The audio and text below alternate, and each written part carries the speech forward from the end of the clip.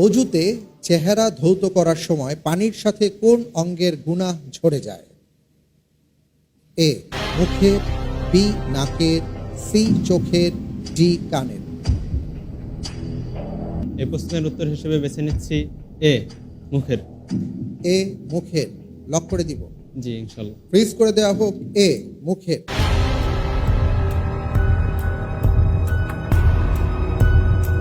আপনি যে উত্তরটি দিয়েছেন, আপনি বলেছেন যে অজুতে চেহারা ধৌত করার সময় পানির সাথে মুখের গুনাহ ঝরে যায়।